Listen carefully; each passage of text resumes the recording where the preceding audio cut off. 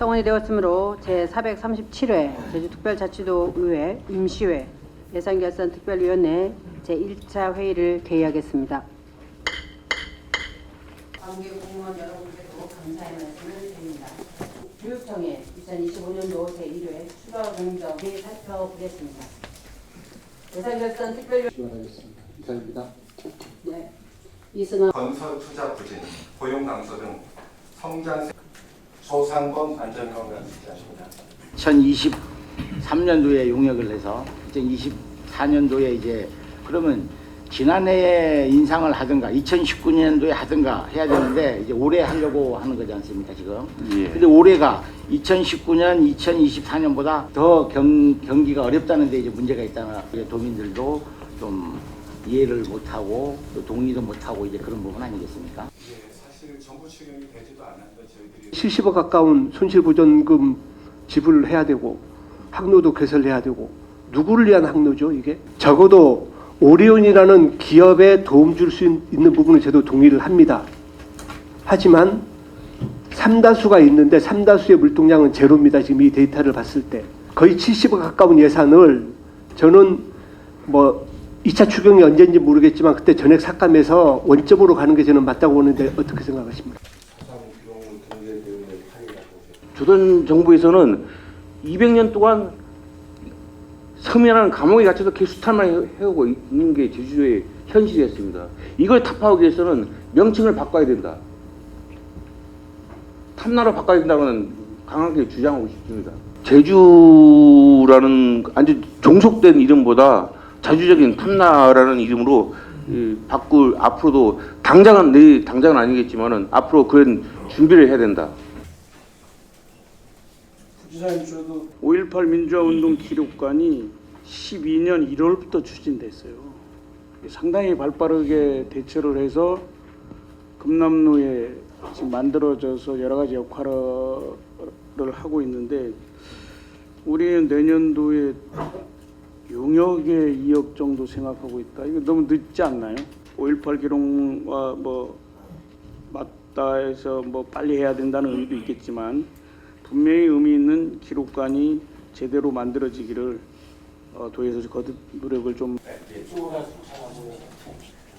이 개발 사업에 대한 허용 용도 그리고 고도 제한을 이제 개발 계획, 그러니까 다시 말해서 지구 단위 계획을 행정에서 정해준 방식을 채택하는 게 아니고 역으로 제한을 하는 겁니다. 그래서 거꾸로 반대로 사업자가 사업계획서 등을 통해서 매각 방법을 다방면으로 검토해서 이 토지 가격을 상승을 시키게끔, 그러니까 더 토지 가격을 좋게끔 만드는 거예요. 그러니까 사업자 측이 원하는 사업을 한번 사업 계획을 통해서 한번 들어다 보시라는 겁니다.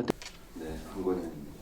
진명계 행정. 지방세 세액 수입 체납의 관리 비율은 광역 도중의 최하위 꼴찌고요. 그리고 세액 수입 체납의 관리 비율 같은 경우에는 제주를 제외하고는 모든 도지역이 전년 대비 개선됐습니다. 근데 저희는 이렇게 빨간불이고요. 이 재정 수입도 제대로 안 되고 있고 지출해서 봤을 때 보조금, 전출금, 자체 경비가 많다 보니 비효율적인 집행도 많다는 걸 의미합니다. 보직이 좀 시급하다. 이 부분에서 좀 지역 축제들이라든지 이런 게 빈번하게 취소도 되는 사례가 좀 많습니다. 이거는 특정 행사를 지칭하는 건 아니고요. 행정하고 기획사하고만 갑을 관계로 일괄 계약이 체결되고 있는 구조거든요. 표준 계약서만 제대로 지켜진다면 이런 부분에서 그 선의의 피해자가 반복되지 않는 제도적 장치를 좀 마련할 수 있다고 생각합니다. 장애인식 즐겁지원시설, 사회적인 영유아보호법이나 여러 관련돼서 교사 대 아동의 비율을 지정하고 있지만 특례로 인정하는 게 있습니다. 아동 대 교사의 비율을 조정할 수 있는 권한을 저희가 갖고 있습니다. 다른 지자체도 그걸 활용해서 아동 대 교사의 비율을 조정하고 있습니다. 논의를 실행으로 옮겨야 되는 상황이 아닐까.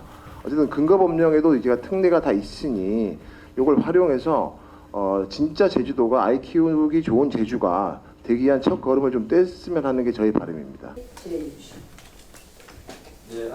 교육의 가치가 더 있거든요. 지금 4.3의 세계교육유산 등재가 된 이후에 앞으로의 그 교육의 가치에 대한 부분들을 어떻게 더 확대해 나갈 계획은 있는지, 아니면 뭐 이대로 해서 뭐 그냥 기록관 하나 지어가지고 할 수 있는 상황으로 끝날 것인지 앞으로 더욱더 보완 강화시켜야 될 게 미래 세대에 대한 교육에 중점을 좀 둬야 된다고 저는 보여집니다. 제주 전략과제 중앙 공약의 건의를 18개 하셨습니다. 제주도가 행정체제 개편 추진하고 포괄적 권한 이양이 충돌된다고 생각하지 않습니까? 용역할 때 이거를 놓친 것 같아요. 우리가 행정체제 개편을 하게 되면 포괄적 권한 이양이 가능한가에 대한 부분이 놓쳤다라고 보여집니다. 충돌됩니다.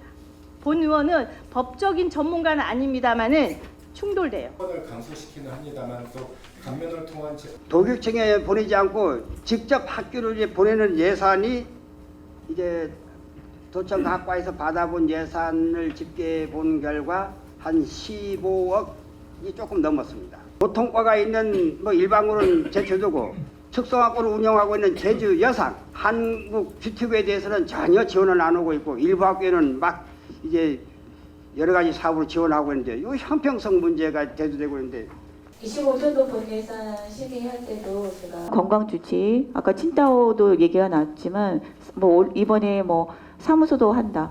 우리가 이거는 전혀 계획이 됐던 사업들이 아니에요. 공약이나 아니면 기본계획, 중장기 계획 같은 경우는 우리 계획대로 하는 거지만 우리가 계획하지 않고 즉흥적으로 너무 큰 규모의 예산들이 지금 덜컥덜컥 들어가는 모습들이 자꾸 보여져요.